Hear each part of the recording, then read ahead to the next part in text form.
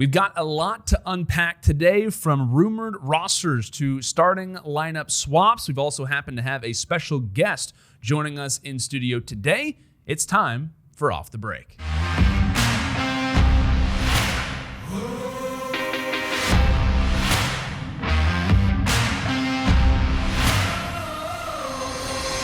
Hello, it's Off the Break. I'm Landon Sanders, and welcome inside the Frontier Communications studio in Dallas, Texas. We want to say a massive thank you to everybody for showing support on our inaugural episode. And whether you're watching us live or are on Apple Podcasts, Spotify, YouTube, Twitter, wherever you may be joining us, a massive thank you to you as well for tuning in. Without further ado, he's a multiple-time champion Call of Duty veteran, coach and GM for the Dallas Empire.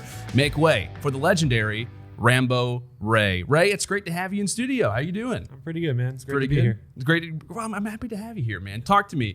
I know it's been, just over 2 weeks. You're still in the process of getting settled in here in Dallas, but how has the transfer been of being back on an esports team? Did it take some time to transfer back? It's actually been a lot easier than I thought it would be. Is that right? It kind of comes instinctively to me, this whole scene and how things work, and just the game itself as well, because I was kind of seeing it from a different perspective with my old job being in game development. So kind of coming back to the competitive side where you look for the exploits and best ways to play the game and whatnot. Right. I thought it would take me maybe shake a little rust off.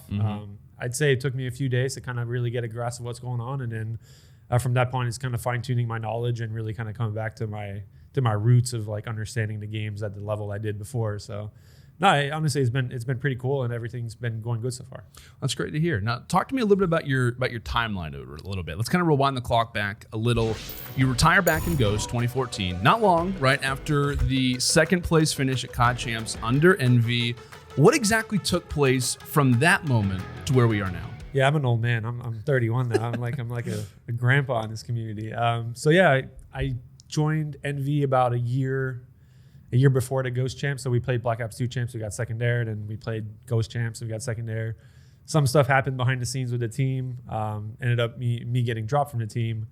At that point in time, it's been the second time I was dropped in like the span of like 5 months. So I was like, okay, well, I was 25 at the time, and like I was 3 or 4 years older than everyone else, and this is a job to me, right? So like I'm living in the States under a visa, and I have all these kind of commitments to this organization.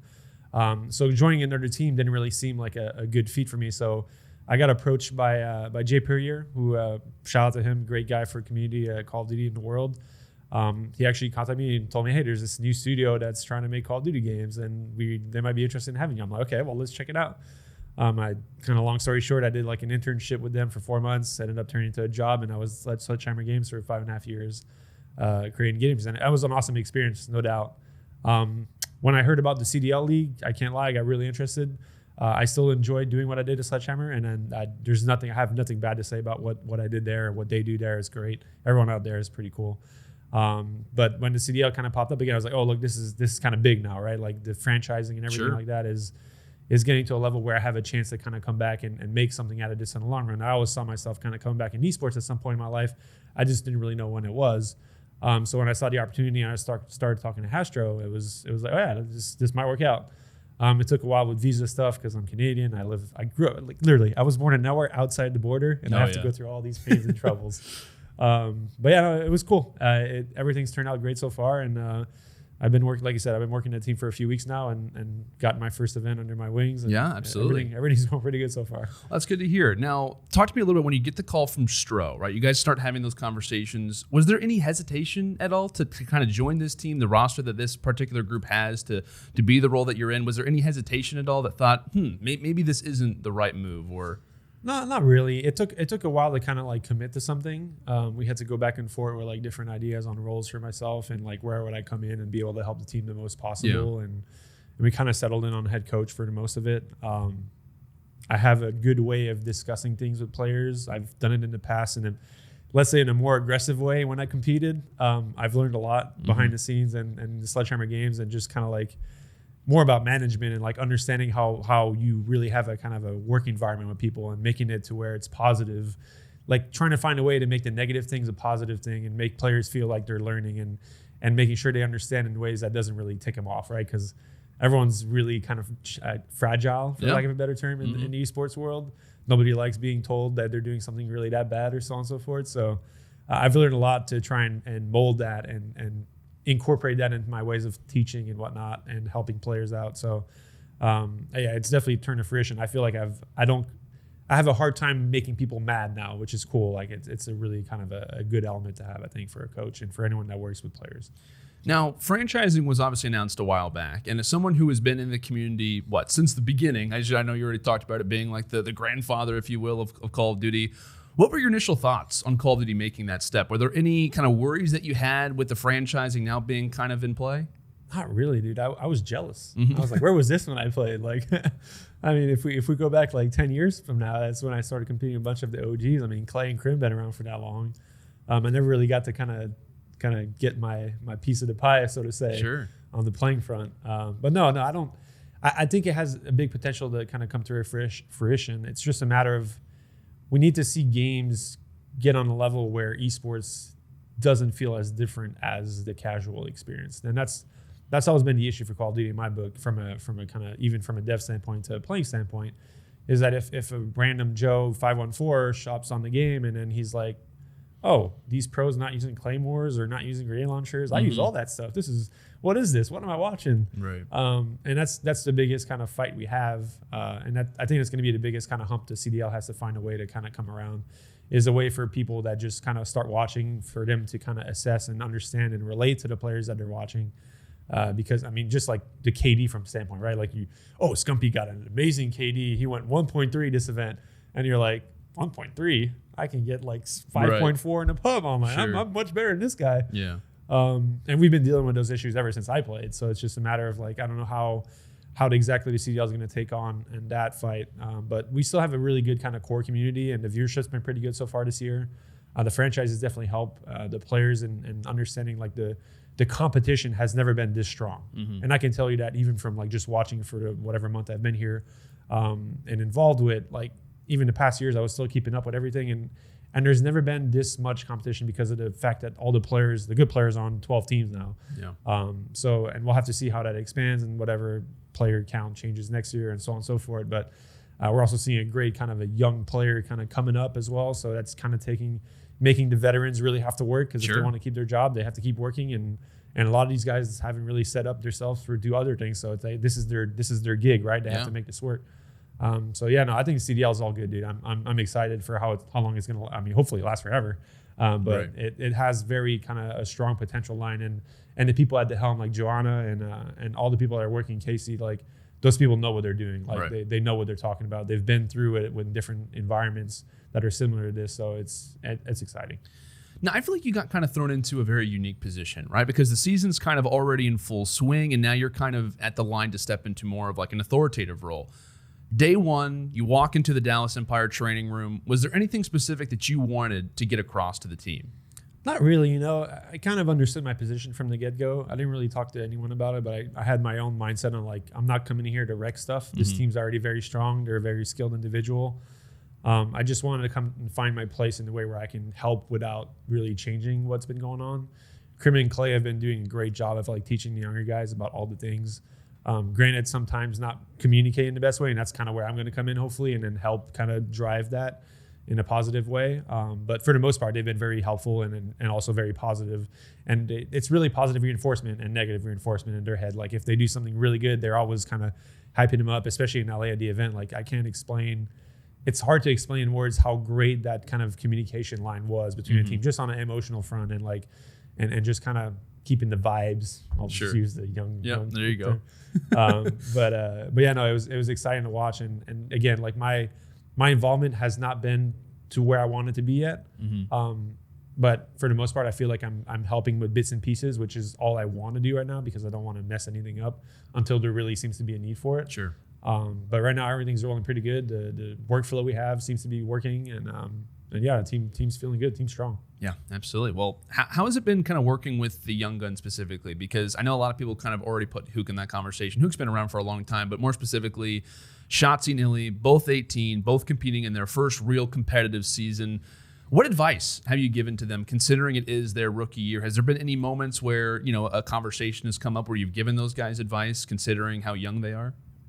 I'm trying to think. I don't think we've had like a specific conversation about just like coming up. Like, I mean, Illy's been competing online for what, like 4 or 5 years? Sure, like, yeah. Shotz is a world champion Halo. Like, people are giving him a lot of flack on that front of like the experience level and understanding of like Call of Duty, and some of that is on us, but for the most part, those players just came in like ready and hungry. You can tell when they practice and their regimen of how they handle scrims and games in general. Like they love playing and they love competing, and it shows when they play. Granted, there's been like some adjustments we made to kind of, like Shotzi specifically had a rough start to the year. Last event, I think he probably played the best, if not with Clayser. Like they both had an incredible event. Right. And the team in general was just on point. Like our communication levels, our understanding of what we needed to accomplish on the maps. It was all great. But like we made a small role change that kind of put Hugh on a different role and took some weight off Shotzi's understanding. Like it's almost like Shotzi had to kind of know the game at a level that he wasn't there yet. Yeah. And the role change kind of alleviated some of that and just kind of let his raw skill kind of come to fruition and just let him get kills, which he's obviously really good at. Yeah. So just small things like that is really kind of what we've been doing to try and make things work. Right. I know that particular role change was like a big deal for a lot of the community. Everyone kind of realized that over time. I think there was an interview that was done like mid-event and people were already talking about like, oh, okay, they did do the role change. That had been something that was kind of rumored for a little bit now. Where exactly did that kind of idea stem from? Was that something that Shotzi had kind of brought up? Was that something that the roster, Crim6, Clayster, maybe even yourself kind of brought up and said, hey, this needs an adjustment? Or was it something that just came out of nowhere? So far, it's been mostly team decisions, right? Like I think that's one thing that we're doing really well is everyone's kind of picking in the pot and like, hey, throwing ideas out and like trying to figure out. And we try things. Like we're not scared in scrims if we need to test something out, to feel it out and see how it goes for us. And from my understanding, that's how it happened. Yep. The decision might have been discussed before I came on. And it kind of happened, I think, a week after I started, which I was dealing with moving and whatnot. Right. But obviously, it was the right decision given the recent success. But no, it's just we really seem to be a team, right? Like that to me, that's the most important thing. As long as we're all connected in a way where nobody really hates working with each other, and like there's been a saying in the past is like make your teammates your friends and not your friends your teammates. Right. There needs to be like a fine line in the middle of that's reached, and so far I feel like we've been there. Like I wouldn't say like all 5 of our players would go out and like spend the rest of their lives together, but at the same time, like they can handle each other and there's that mix. Yeah. They enjoy kind of being around each other and talking and especially in the work environment, everything's pretty solid right now. So it's a matter of like seeing how all this transfers online and see how the rest of the year goes, and if we can keep that kind of mindset going, because it's much more difficult when you're not in person doing it nonstop. Now I know coming into LA, there was a little bit of pressure, I think it's fair to say, on at least internally when it comes from like a media standpoint. There was a little bit of pressure on the shoulders of obviously Shotzi, obviously Illy as well, for the team now in this kind of environment to possibly walk home with a championship, considering the fact that Atlanta gets knocked out. But from your perspective, obviously being on that main stage, you guys come away with the victory. Was there any difference from being on that main stage and pretty much being told you're a champion from a player standpoint now to a coach's standpoint? Is there any difference there? I mean, sure, you're not the one playing, right? Yeah. It definitely felt a little different, but I was as excited as I would have been, if not more. Mm-hmm. It's kind of incredible how watching is 10 times more stressful than playing. I never really understood that. I knew this job would require a little more stress handling on the front of, because you're dealing with people that are at a closer level, and the kind of the need to show results obviously is something that's very kind of a live thing in esports, no matter where you are, no matter who you are, like Game for Stro, or like no matter who's involved. So no, it was kind of incredible being part of that and kind of seeing the excitement. And I mean, I probably screamed the loudest when we had the little huddle at the end. Sure. My voice was shot for a day because I just never haven't screamed like that in years. Yeah. But no, it was super exciting. I wouldn't say it felt any different. And again, like it felt like the team was one, and the excitement level on everyone. Like Hugh hasn't won. I guess he hasn't won a championship probably before that point, which I learned after. He's been second 7 times, something like that. I can relate to that. I've been second a couple of times in my life. Well, we'll not bring up any of those unfortunate moments right now. Okay. Maybe another interview for another time. Sure. But talk to me a little bit, right? I know you're both a coach and a GM here for the Dallas Empire. I know there are a lot of people who are out there who want to know what kind of is the day-to-day for Ramboray, right? What exactly kind of goes into the day-to-day operation of being a coach and being a GM? So far it's been mainly coach. The GM stuff I still have to sit down and talk to Shro about and figure out what that really is going to mean in the long run. But yeah, very much right now it's just kind of just standing with the players in scrims, listening to what they're going on, throwing my bits and pieces of what I see because I get the different perspective watching the mini map while they compete, while they practice. So just kind of putting my 2 cents on like, hey, look, I saw this happen. Just opening a conversation. Like that's one thing I learned from my work behind the scenes is that it's not always about kind of telling people what you think. It's about trying to let them figure out what they see based on what you see, right? So it's like, oh, I saw this happen on the map. I'm like, what if this happened? What if he treated the situation differently? And then they can discuss it and they figure out if that's something they're willing to try or not. And I feel like that's kind of the best way I've handled things so far is more opening conversation themselves, just so they make sure that they're always trying to learn, always putting themselves in a situation that they're open-minded and really kind of trying to grasp the things that they don't understand about the game yet. And we're still at a stage, we're getting close. I'd say we're like 2 months out of getting to a point where like the meta kind of holds a point and then it's about countering that meta. Right. But as it stands right now, everyone's still kind of in a learning mode for the most part and trying to fine tune what they know already and try and grow it at, like you have a level of strategy that most people understand and then you're trying to just get a little above. And that's kind of how it works for the most part until I'd say 2 months from now. So we're still at a stage where we're trying to understand everything. And once we do, it'll be fun. Now, I know one thing in particular that people started to kind of bring up whenever you were added to this team is how you're going to work with the veterans, right? It's been called previously as Rambo's way of doing things. I know you already kind of talked about it a little bit, but do you think you have a specific way of doing things? And if so, how do you think you kind of mix that in with veterans of the likes of Crimsix and Clayster who have been around for a long time? Yeah, it's interesting. And again, like coming from I mean, most people, like I listen to a few podcasts, people are talking about how that's like, yeah, very much so. I will be the first one to say back in the day, I wasn't the most fun player to team with. I got stuff done, but on the front of like really being a fun person to play with, I definitely wasn't that. Some people could handle it, some people can't, and you can tell by the teams that have worked and the teams that haven't worked that I was on. It's interesting because I don't feel like it almost feels like my level of involvement so far has been equal to Crim and Clay's as far as like the team in general. I don't come in and try and be the voice above, and I feel like that's for now at least, and possibly forever. It might be the wrong way to handle it. It really feels, again, it's like a team environment thing. I'm really kind of upfront on that, and everything I suggest, I'm never kind of being pushy on things. If I'm being pushy on certain things, it's because I know I'm like 100% like this is something that I've seen happen multiple times in scrims, and it's not really both based on my knowledge. It's more based on what I'm seeing. That I'm like, hey, look, we've made this mistake 4 times now. Let's try this, please, and let's try and make this work. Again, please, not just do it right, or you're not. It's my way or the highway. Like, no, we don't do that anymore. But yeah, no, it's kind of crazy to see, even just for myself, like from a perspective of how I used to handle things and how I do now. Like I can feel it, I can see it, and there's like the little voice inside, is like, just tell him what to do. Just be that guy again. Yeah. But at the same time, like, yeah, no, nothing's good to come out of that. So yeah, it's been interesting to say the least. Now, there's been a big curveball, obviously kind of thrown into the mix now with COVID-19, not just affecting esports, but pretty much affecting the entire world. Where were you when you found out the league was going to pretty much solely exist online for the future? I think I moved. I'm pretty sure that was last week. I think I was already here. It definitely struck me as our team is notoriously good online for some reason. I don't know if it's because we're just central or just the element of we have that play style that just works in that environment. Like for those who don't understand what the differences are, the latency, there's never a perfect world in online play, right? There's always going to be some element of someone having a small advantage or a big advantage. And there's nothing you can really do to stop that. That's just the way it works. So the mentality and how you play online, technically knowledge front and like how you handle the maps and situation and position shouldn't be that different. But when there's like the thing called cameraing, and the slide cancel. A lot of our players like using that. So it definitely shows when we play online and we play a little more aggressive on certain situations than we probably should have, and it ends up working out more so than it would on LAN. So there's some representation. Like I think our team picture is like the little modem. The router, or whatever, I thought that was funny. I laughed a lot when I saw that. But it's definitely interesting to see how it's going to mold into us. It seems like we have a small advantage, at least on a mental front. Like the mind games are just already on our side because everyone sees us as like this online juggernaut. Yeah. And it's great that we won LA because that takes a little bit of like the asterisk of whatever may come out of the picture.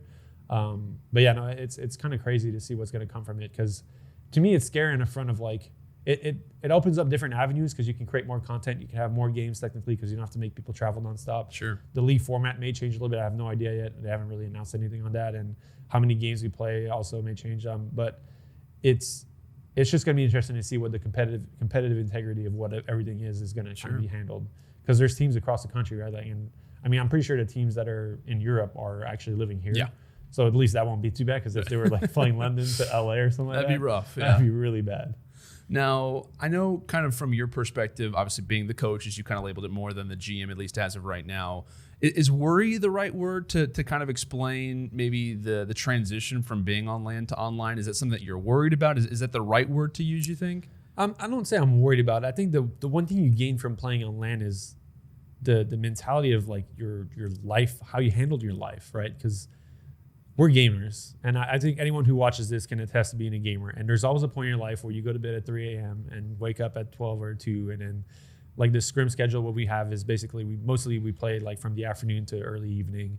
And if players aren't like doing what's right for their bodies and their minds, then they come into scrims and they're not into it, or they're not patient, and they're angry and whatnot. Like there's and like we haven't really experienced that much of it yet. And to me, that's the scariest part, is like you have the home feel, and the home feel is good in some ways for some players because they love playing in that environment because they're used to playing in that environment. But for other players, it's kind of lackluster, and it hurts in just how in general they handle their normal day to day. So that's going to be, to me, that's the hardest thing to handle. Is like I'm not going to sit there and tell people how to live their lives. I'm going to suggest they take care of their bodies and take care of their minds and do what's right and eat at regular times and go to sleep at regular times. But I can't force that, right? Like I'm not someone's parent here. Like I'm very much just trying to be the best coworker I can be. So like as a whole, I think that a lot of issues and a lot of the teams and their issues are going to be around that. Not necessarily around the practice regimen and how you play. I mean, like most of the time we spend online anyways, we just travel to an event every month or 2 months or whatever to play and compete. The competitive aspect, it won't be much different, again, besides what we just discussed about the differences in online to LAN. Sure. And it's just the mindset, like really just like how you prepare for an event. Because when you're there, it's just, there's a different sensation. And most people who've been to live events can attest to this. Like when you see it in person compared to on the TV, there's always a difference. It's kind of like, I'd say the differences are a little similar when you talk about online to LAN. I show up to an event, like my brain and my mind is set in a state where like, this is it. Like these are the moments that I live for. And just that feeling of playing in person and seeing the stage and seeing the fans, like all that is not going to be the case now. So like, I'm sure the level of seriousness, at least on our team, won't be a problem, but just from a front of like the way you feel when you compete and that kind of extra motivation that you have and pressure moment. Some people handle that pressure really well. And normally the teams that win are the teams that can handle the pressure the most because the skill gap isn't that big anymore. Yeah. But yeah, I'd say that's what I'm most worried about. It's just what online means to like players' lives and mindset is really, we'll see how it affects. I think it's going to affect every team differently. Some teams are going to thrive in it, and some teams are going to see it. It's going to be like, what happened? Like we were just destroying, now we're done destroying everyone. And it's crazy because there's going to be the blame of like, oh, we're just not good online. Exactly, yeah. Sadly, and I hope that there's not much of that because it's just everyone needs to accept this, and this is what's going to be for whatever amount of time this virus goes around, and it's an unfortunate circumstance that no one can control. So it's just kind of what it is.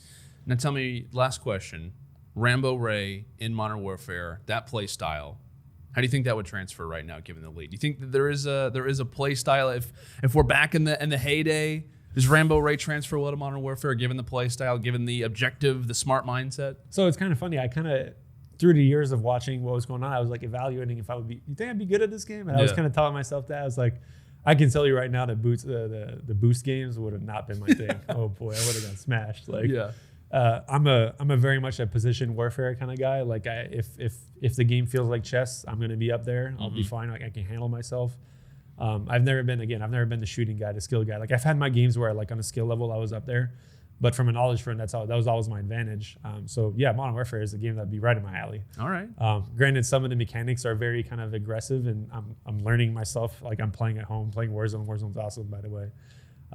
So yeah, it's. I think I'd be fine. I think I'd be able to be on a pro team on this game if I had the must to kind of compete, but. But no, I just enjoy being part of it right now, to be honest. It's really cool being with the team and seeing how we can. It's always been about like one of my favorite things about esports and Call of Duty in general has always been about improving. Like I'll be honest, like from an early standpoint, I'd say I enjoyed public matches in Call of Duty for maybe a year or two, And then it was all about the competitive grind. Like just we'd play 8s by 8-10s or whatever. Sure. The mix up the pickup games, if for someone that's not really understanding the term. And it was always about kind of learning. I want to know what everything is and be able to push it to my team. And then like that, the progress of getting to a point where you're just the best team and you're the most prepared team was like kind of what was it for me. So coaching in that sense is like a perfect role because I just don't have to move my thumbs around and I can do the same thing and try and help the teammates in the best way possible to kind of elevate their game to a point where they're just unbeatable. Because on the skill front, I'd say we're up there. Like I think there's maybe 2 teams in the league that can kind of relate to us on the skill front. But knowledge front is obviously a big determining factor of how you can implement skill into a game. So yeah, I'd say we're pretty close to there, and I'm excited to see what it comes out when. I'll be vocal about the point where like, all right, guys, we reached that point. I'll be vocal in interviews and whatever you guys want. Like, I'm going to talk about it, and we'll see what happens after. I look forward to it. Ray, thank you so much for joining us in studio today. That's Ramboray, coach and GM for the Dallas Empire. Hey, we're scrimming. We're scrimming tomorrow. We're scrimming tomorrow with our boy Doug Censor. That's what I'm running the main, brother. Main AR down right here in these 10s. Many thought they'd never see the day, but according to that clip from Temp, Censor has been brought into scrimmage with the starting lineup. Now, all of this actually does stem from a tweet coming in from the New York Subliners that was made just a few days ago saying, given the current environment, we're adapting how we prepare our team for competition. Moving forward, we'll integrate our broader roster into training, including scrims, to ensure that all of our players get experience playing together, giving us necessary flexibility. Now, what this tweet tells me is specifically that they, meaning New York Subliners, want to get reps with the substitutes in the starting lineup now that the league is online, because we've talked previously about the worrying factor of playing online, the connection problems, the attacks that could occur, etc. This tweet is out there pretty much telling the world, hey, Censor is coming in, but this is to give our roster a backup plan just in case, right? This is to give us a plan B if things start to go astray. Now, from what I've heard from this situation, it doesn't seem to be kind of an all-in, at least based off player opinion, that Censor is going to be coming in and that they're kind of treating it seriously. Based on a few comments on stream, it also kind of seems as if the relationship between both Censor and Accuracy isn't in the greatest state as of recent either. It seems like a kind of a definite competition is kind of starting up for the current situation that we find ourselves in. Now, there's been a few people that have kind of talked about this and said, kind of based on what the New York Subliners problem is. And I don't think that Accuracy by any means has had a stellar or an amazing year up to this point. But I believe the New York struggle has been a team-wide issue. It's not as if it's been one player holding the team back. It is a collective problem with the Subliners that they have to deal with. From my understanding, New York management is trying to look out for Censor and to see how the other players will transition into new roles. Does it allow for players to be more comfortable in certain positions? And to give him practice in case if he were to get the call for online, I think, for me at least, doesn't really cause as many problems as a lot of people may think that it might. I think that this, for me, makes more sense than a lot of people out there may be thinking that it could. Now, I did get a chance to actually watch Censor's one uploaded scrim VOD that he had whenever he was playing alongside the New York Subliners versus Atlanta. And I kind of liked what I saw, actually. I did. I was actually a pretty big fan of the way that I was watching him maneuver throughout the map, the way that he was kind of playing things out. And by no means is that a big enough sample size to estimate whether or not he should start. But like I said, it did show me a few things. It showed for me that he has a good understanding of the game. I thought he did a great job of constantly being in the mix. I think he's going to know his role for this team. He was running Stun Trophy. He was playing entry on rotations, always sacrificing his life, allowing for guys like Zuma or even Mac at times to kind of see those moments of success. And I know, like I said, it's only one map, Ramaza Hardpoint. It's hard to judge an OBJ on that map specifically just based off the way the rotations work and the hills work. But if he wants a starting role, he'll progressively, at least in my eyes, need to play faster. I think if he comes into this particular team, the way that the roles change, Temp now going to a main AR, that for me speeds up this team for a lot of different reasons. And the problem could be is that Censor cannot be the last player to a hill. He has to be one of the first to make sure that he's trading out effectively, to make sure that he's getting the necessary time if possible.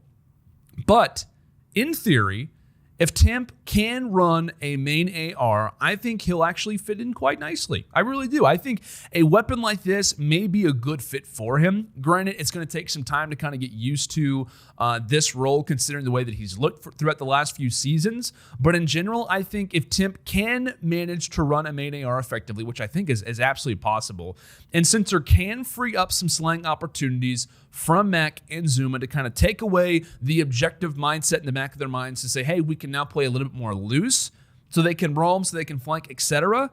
That actually could be a decent opportunity for them to improve as a roster.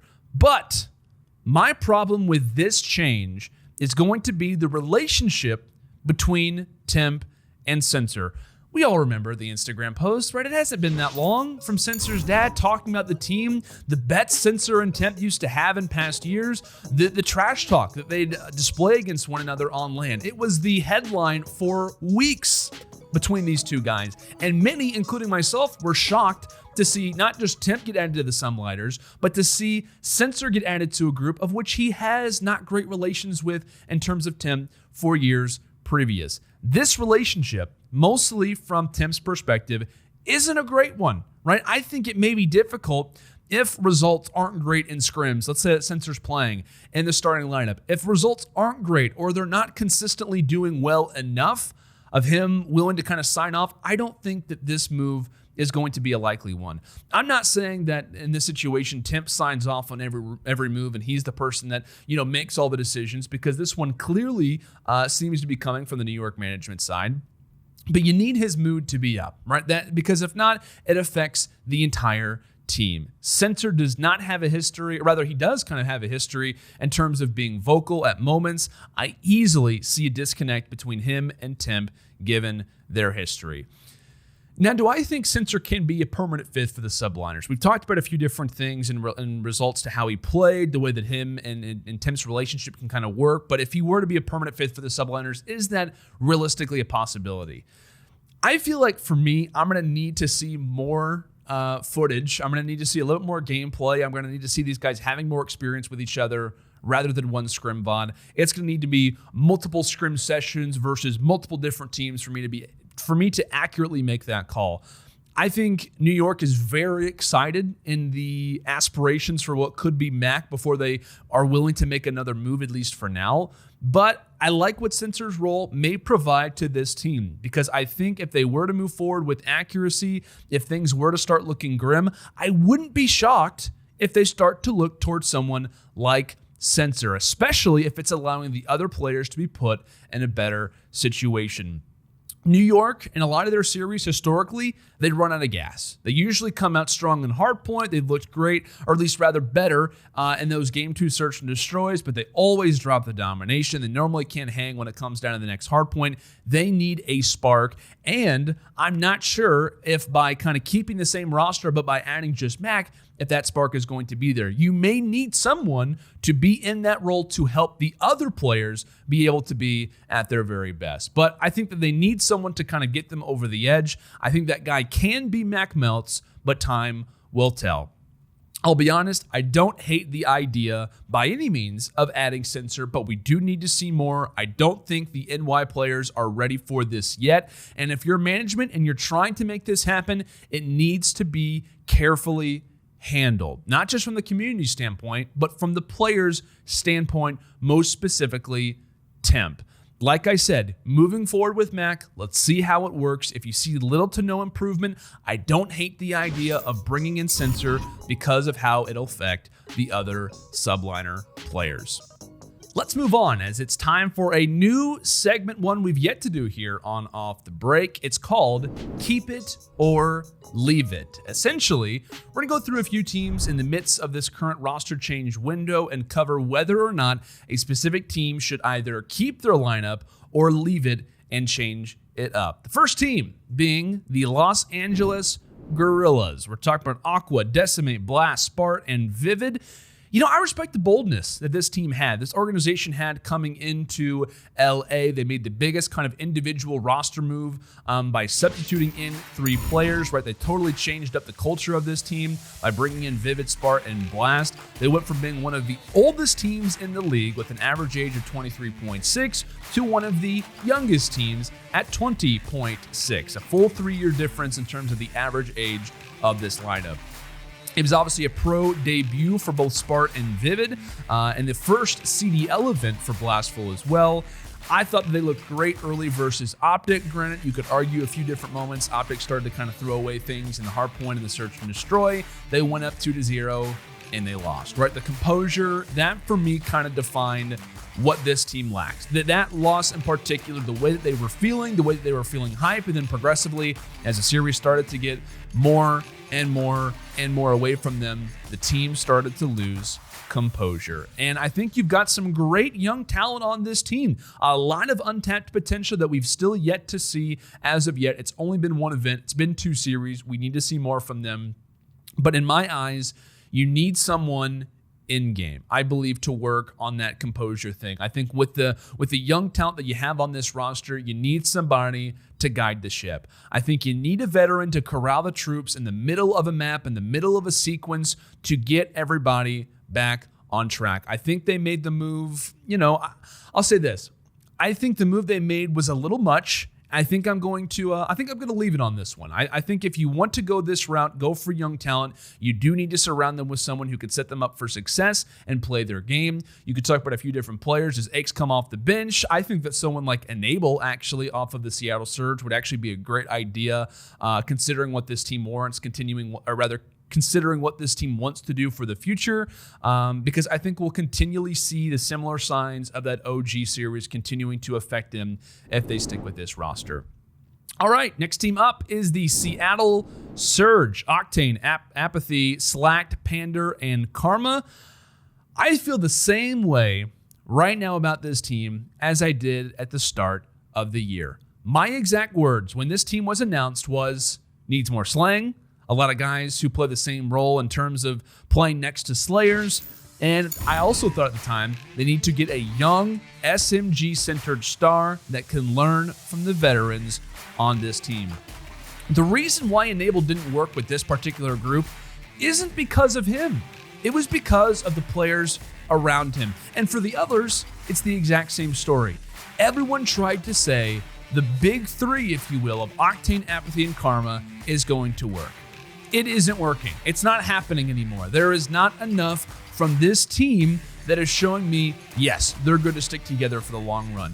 Apathy, and this was actually confirmed in an interview by Karma where he said, hey, Apathy is one of our big hitters. He proved that in the series that they had versus the Gorillas. He proved that he is the second guy in line behind Octane.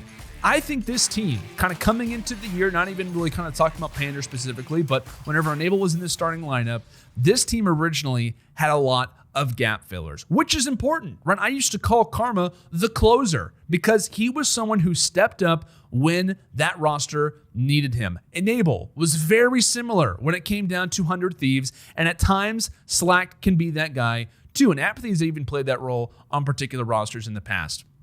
Because Seattle, if you think about it, they haven't really been blown out all that much this year. In fact, they played a lot of teams close, and often they lose the games in the final stages. I don't think that is a lack of veterans on this team. I think that is a lack of just overall talent to get them over the edge. I think they need a top caliber Slayer or young talent that can help them get over the hump. If we're being specific, and I this is something I'm careful with because we haven't seen a whole lot from this guy, someone like Siblance under the FaZe Academy roster, or someone that has young natural skill, it would be in their best interest, I think, to go with someone like that.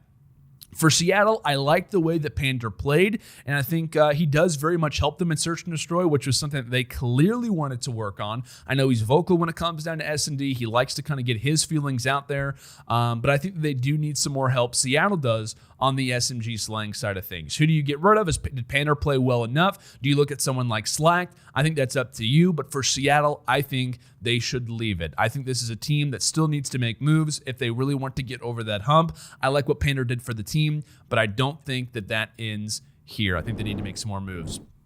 Next team on the cards, it is the Los Angeles Optic. I'll be honest with you. In Los Angeles, when the Gorillas went up 2-0 versus Optic, I thought they were done. I really did. I had a lot of faith in this team. I thought they were going to come out strong versus an LAG group who was young, who were obviously, like I said, a lot of these guys are making their pro debut. Blastful making his CDL debut. Regardless, you kind of have three guys who by no means are hot when it comes down to the CDL. A team that is still kind of struggling to find their culture, trying to find themselves as a team. I thought this team had gone through the ringer too much. I thought that they had lost too much, even though I had super high expectations for them. They go down 2-0, and I was shocked that they managed to make the comeback. The way that they did, they obviously are down 2-0. They're the only team to really have yet to win in the CDL, and they managed to make a comeback. It was pretty crazy. It was unbelievable, right? But they came out on the other side. And in the next series, they come through and they 3-0 the Rocker, which impressed me to no end because that was the power of OGLA in sync. I think role changes have made all the difference here. TJ looks to be back in form, whether or not that's just Dashy now being alongside of him. That's just kind of freed up maybe Slasher no longer being in that SMG role where it maybe feels like TJ can now kind of play more of his style. Now, I do worry about this team kind of dropping off again in the future because it was very easy for them to get hot. You could argue it also could be very easy for them to get cold yet again. But I think this team, with the potential that they have shown, because they probably won't be like I said, what we've seen probably won't be the best from OGLA so far this year, I think that's enough to keep it. I think, and I know a lot of people are saying, well, there was only a little bit of what we got to see from them in LA. They only had one really good series, if you will, versus the Gorillas. I think all of their losses, you can look at them, you see Atlanta, Chicago, Dallas, write those off for now. Closest series of the year was versus Florida, and that was a 3-0, or rather a 3-1, and they lost close to Paris at launch weekend 3-2. I think if they win those, league is totally different, and they've lost to the best three teams in the game. I think it's enough to keep it for this team. Moving forward, let's go and take a look now at the London Royal Ravens. Wuskin, Scraps, Dylan, Jared, and Rated. Now, this is a team that's already been rumored to be making a change of some sort, as the Ravens did announce not long ago the decision to bring in Nasty, previously of Team War, for what is rumored to be Rated. In my eyes, this isn't the change that needs to be done. I think too many teams are throwing away their flexes, mostly because of the meta's lack, if you will, for need of ARs, right? You pretty much just need one main AR player. At times, you can have that flex really kind of come out to play. A few teams have managed to actually utilize their flex pretty well in terms of transitioning to an AR. Some have done well at kind of progressing onto an MP5. But I think a lot of teams are getting rid of those flexes and not thinking about the future. You need to be conscious of the role change and monitor who needs to step up during this time. I don't think Rated has played particularly bad. This move is because of a lack of slang presence on the SMGs, right? Wuskin's fine, right? Wuskin has had no problems whatsoever. He has been lighting it up. It has been on the other side of things. And I believe because of the weight the SMG side of things holds when it comes down to this roster, I think that is why Rated is being labeled as the easy choice to get out of Dodge, which I don't believe is actually the right choice to make if the team actually wants to get better. I think if I were a betting man, I think what London will eventually do is they'll realize Rated isn't the right piece to let go of. For now, I'd sit down Jared just based on the overall stats so far throughout the year. Let's see how it works. Let's free it up. Let's see how Dylan starts to play. Let's see if that maybe frees up Wuskin a little bit. I think keep Rated in this team for now and see how the new guy Nasty plays, right? He's brought in for a particular reason. If he starts playing well, maybe that new duo, if you will, of him and Dylan together can work out and be maybe one of the better ones in the league. But like I said, my worry has been on Dylan a lot throughout this year. My worry is still in some ways on Scraps. However, he has gotten a lot better. The SMG portion of this particular team's composition, I think, needs to be improved. I know we got off a little bit there, but based on the team we've seen throughout the year, this team needs to leave it, bring in Nasty for Jerd, and not for Rated, at least in my eyes.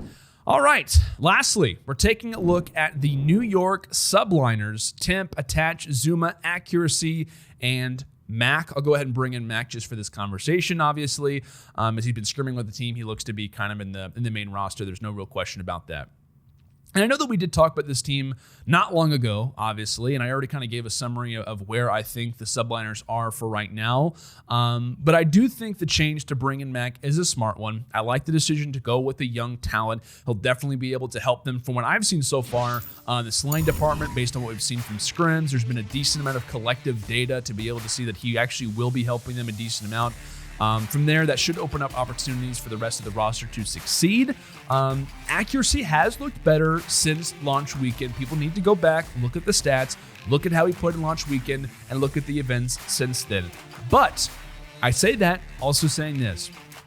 We will need to see better numbers moving forward. For a lot of rosters that are struggling, the main ARs are usually the corner piece for that team to really not budge, right? Main AR numbers should only go down if you're getting a better effort from your team as a whole, right? Main AR should only go down if your SMGs are picking up the pace, not the opposite effect. I think he'll need to be that one consistent piece for them, even with Mac coming through. If not, we could see changes. I think right now on this roster with Mac, I'm not bringing in Censor just yet. I think if you're New York management, especially, you want to be progressive with this change.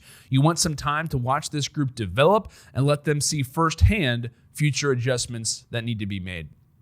I'm excited to see with the pressure in some ways on his shoulders, if the young gun can turn it around for the team that struggled throughout a lot of this year. For me, I'm currently keeping it on New York, considering that Mac is probably and most likely will be in the starting lineup. I'm not saying yes to Censor, at least as of yet.